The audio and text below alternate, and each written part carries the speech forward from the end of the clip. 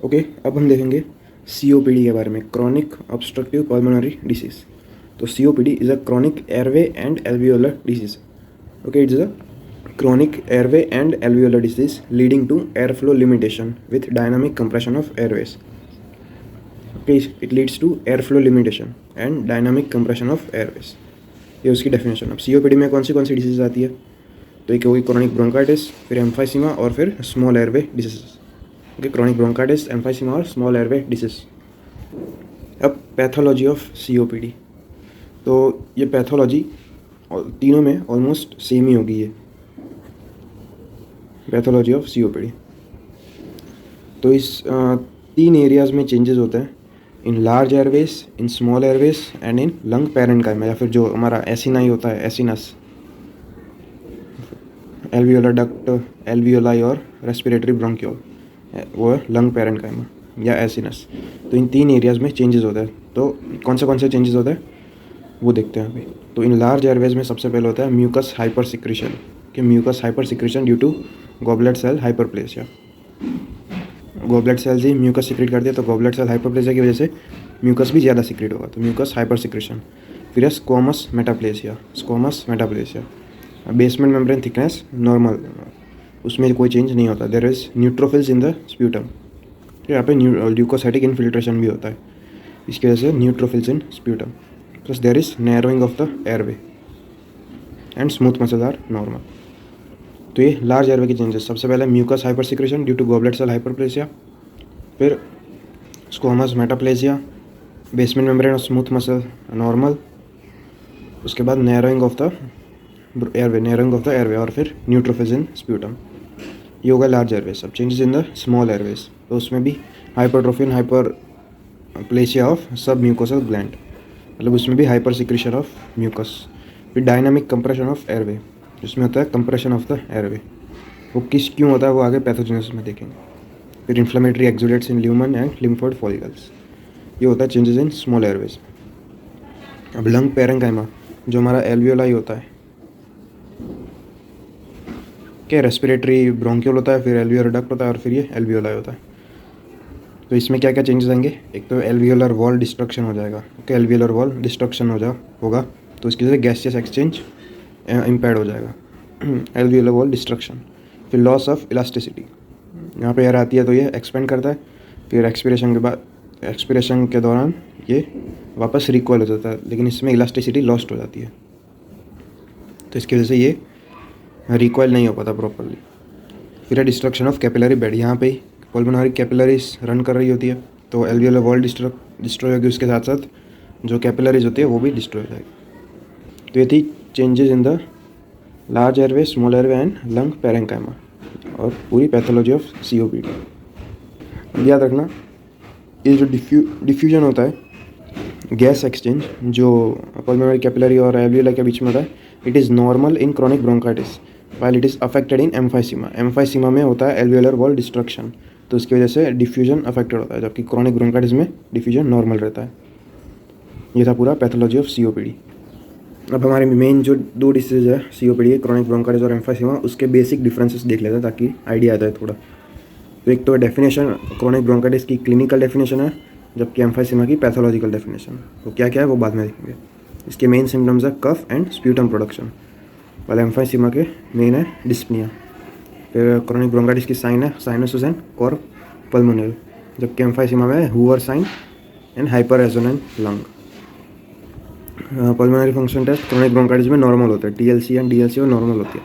Emphysema में TLC और residual volume बढ़ जाता है, क्योंकि प्रॉपर एक्सपिरेशन नहीं हो पाता, उसकी वजह से एयर लंग्स में ज़्यादा रह जाती है, तो उसकी वजह से टोटल लंग कैपेसिटी भी बढ़ती है और रेसिडुअल वॉल्यूम भी बढ़ता है। जबकि वो एल्वियोलर वॉल डिस्ट्रक्शन, उसकी वजह से गैस ट्रांसफ़र कम हो जाता है, तो इसकी वजह से DLCO कम हो जाता है, DLCO becomes low. Chest X ray in chronic bronchitis is normal, while emphysema में AP डायमीटर बढ़ेगा, तो इससे हम बैरल शेप्ड चेस्ट करेंगे, बैरल चेस्ट, जिसमें AP डायमीटर बढ़ जाता है, anteroposterior diameter. Respiratory failure chronic bronchitis में होगा तो होगा टाइप 1 फेलियर, जबकि एम्फाइसीमा में टाइप 2 फेलियर। ये थे बेसिक डिफरेंस। अब डिटेल में देखते हैं इन दोनों डिसीज को। सबसे पहले क्रॉनिक ब्रोंकाइटिस को। तो क्रॉनिक ब्रोंकाइटिस ब्रोंकाइटिस तो नाम में पता चला it is inflammation of lining of the bronchial wall which result in increase mucus secretion. Mucus secretion बढ़ेगा तो वो फिर ब्रोंकियल ल्यूमन को भी नैरो कर देगी और ब्लॉक कर देगी और ऑब्स्ट्रक्ट कर देगी, उसकी वजह से सिम्टम्स आएंगे। There is inflammation of lining of the bronchial wall which leads to increased mucus secretion that narrows the bronchial lumen. अब इसकी मेन जो क्लिनिकल डेफिनेशन है वो देखते हैं। तो chronic bronchitis is defined as chronic productive cough production, chronic productive cough with sputum production for 3 months or more in 2 consecutive years। Okay, 3 महीने से ज़्यादा अगर कफ और स्प्यूटम प्रोडक्शन हो फॉर 2 consecutive years तो उसे हम कहेंगे क्रॉनिक ब्रोंकाइटिस। फिर से एक बार देखते हैं, chronic productive cough with sputum production for 3 months or more in 2 consecutive years with where other causes are excluded। Okay, where other causes are excluded तो उसे कहेंगे हम क्रॉनिक ब्रोंकाइटिस। ये थी उसकी क्लिनिकल डेफिनेशन। अब देखते हैं इटियोलॉजी। तो इटियोलॉजी में most common middle age, males में ज़्यादा कॉमन होता है, स्मोकर्स में होता है, इंडोर एयर पोल्यूशन या कोई भी ऐसा एयर पोल्यूटेंट इनहेल करेंगे तो उसकी वजह से हो सकता है, इंडस्ट्री वर्कर्स होता है, प्रीवियस रेस्पिरेटरी इन्फेक्शन, लो सोशो इकोनॉमिक स्टेटस। फिर होस्ट फैक्टर्स में अल्फा 1 एंटीडिप्सिन डेफिशिएंसी, फिर ये जीन्स के नाम है, ये याद रख सकते हो। फिर है एयरवे हाइपर रिएक्टिविटी या एलर्जी, ये इटियोलॉजी हो गई। याद रखना, स्मोकर्स और indoor air pollution, air pollutants की वजह से कोई भी ऐसा केमिकल हो सकता है या फिर गैसियस सब्सटेंस पोल्यूटेंट हो सकता है। ये थी इटियोलॉजी। अब उसमें smoking is the most important risk factor कि in chronic bronchitis smoking is the most important risk factor. 15 to 20% smokers में होता है। सेकेंडरी स्मोकिंग की वजह से भी हो सकता है। स्मोकिंग की वजह से चेंजेस क्या क्या आएंगे, एक तो सीलिया मूवमेंट वो कम हो जाएगी, फिर decreased cilia movement, there will be bronchoconstriction, और फिर hypertrophy and hyperplasia of mucosal gland. ये सारे चेंजेस आएंगे due to smoking. Cilia movement कम हो जाएगी, ब्रोंको कंस्ट्रिक्शन होगा, और hypertrophy and hyperplasia of mucosal gland, उसकी वजह से म्यूकस सिक्रेशन भी ज़्यादा हो जाएगा which will obstruct the bronchioles. तो ये थी उसकी पैथोजेनेसिस। फिर उसके बाद Reid index. Okay, Reid index वो बढ़ जाएगा इन COPD ओवरऑल। अब रीड इंडेक्स होता क्या है, it is the thickness of mucus gland layer divided by thickness of bronchial wall, whole bronchial wall. तो ये है रीड इंडेक्स। ये हमारी पूरी ब्रोंकियल वॉल होगी, तो उसके अलग अलग layers, epithelium, basement membrane, mucus gland layer, perichondrium, cartilage, sorry यहाँ तक ही होती है ब्रोंकियल वॉल इतनी। तो bronchial wall is the ratio of mucus gland layer. Okay, जो म्यूकस ग्लैंड लेयर होती है इतनी divided by whole bronchial wall, whole thickness of the bronchial wall, उसे कहते हैं रीड इंडेक्स।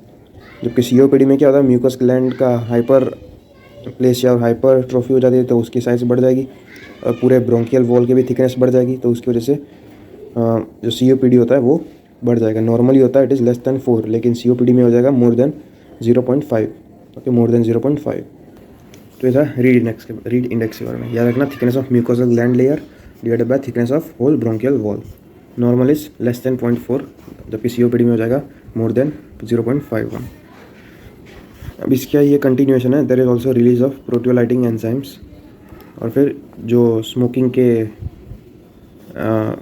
स्मोकिंग से रिलीज होता है कुछ फैक्टर्स लाइक निकोटिन, वो सब, तो they will affect alveolar macrophage surfactant. Alveolar macrophage को भी अफेक्ट करेंगे और फिर सर्फेक्टेंट को भी अफेक्ट करेंगे। तो ये थी इतनी पूरी है इसकी पैथोजेनेसिस। उसके बाद क्लिनिकल फीचर्स। क्लिनिकल फीचर्स में मोस्ट इंपॉर्टेंट होगा कफ, कि हमने देखा था कफ for 3 or more months for 2 consecutive years। तो कफ होगा, उसका नाम है स्मोकर्स कफ, विंटर कफ, मॉर्निंग कफ। ओके, स्मोकर्स में होता है, विंटर में ज़्यादा होता है और मॉर्निंग में भी ज़्यादा होता है। टाइम के साथ साथ ये सीवियरिटी में भी बढ़ेगा, फ्रीक्वेंसी में भी बढ़ेगा और ड्यूरेशन में भी बढ़ेगा। तो ये cough, this chronic productive cough. फिर sputum which will be scanty and mucoid. फिर ब्रेथलेसनेस या dyspnoea, it will be insidious onset due to air flow obstruction. Okay, hypertrophy हो रही थी सबकी म्यूकस ग्लैंड और ब्रोंकियल वॉल की, तो उसकी वजह से एयर फ्लो ऑब्स्ट्रक्ट होगा which will lead to breathlessness and other symptoms like wheezing, chest tightness, chest pain, fever, cyanosis. Okay, cyanosis होता है इन द क्रॉनिक ब्रोंकाइटिस।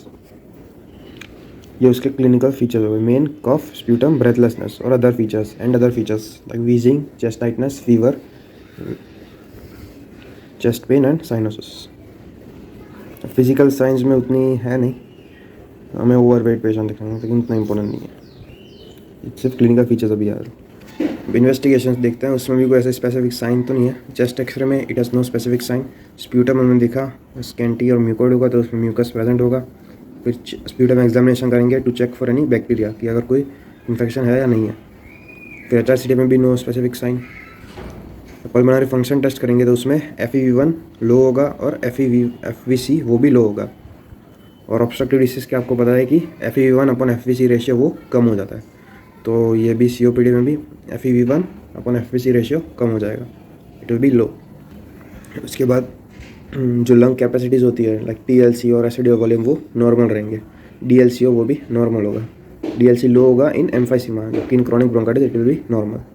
ये पल्मोनरी फंक्शन टेस्ट मेन यही है, FEV1 और FVC कम हो जाते हैं और उनका रेशियो भी कम हो जाता है, बाकी सब नॉर्मल। फिर आर्टेरियल ब्लड गैस करेंगे एग्जामिनेशन, तो उसमें हाइपोक्सिक पेशेंट दिखेगा विथ एक्जैसरबेशंस। फिर लंग वॉल्यूम में hyper inflation of the lung होगा, क्योंकि उतने कोई सिग्निफिकेंट टेस्ट नहीं है। फिर कॉम्प्लिकेशंस देखते हैं तो सेकेंडरी बैक्टीरियल इन्फेक्शन हो सकता है of Streptococcus pneumoniae, influenzae, Moraxella. फिर CO2 नार्कोसिस, रेस्पिरेटरी फेलियर हो सकता है टाइप 1, मोस्ट कॉमनली टाइप 1।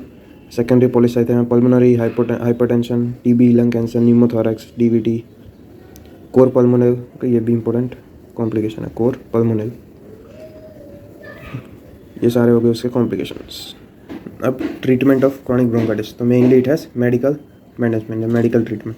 उसमें हम देख सकते हैं ब्रोंकोडायलेटर्स लाइक अल्ब्यूटेरॉल और साल्ब्यूटेरॉल which opens up airway by relaxing the smooth muscle. Smooth muscle को रिलैक्स करता है, उसकी वजह से एयरवे ओपन हो जाता है। तो जो ब्रेथलेसनेस के साइन थे, म्यूकस कलेक्ट हो रहा था एक जगह पे और ऑब्स्ट्रक्ट कर रहा था ल्यूमन को, वो भी नहीं होगा। तो ब्रोंकोडायलेटर्स दे सकते हैं अल्ब्यूटेरॉल।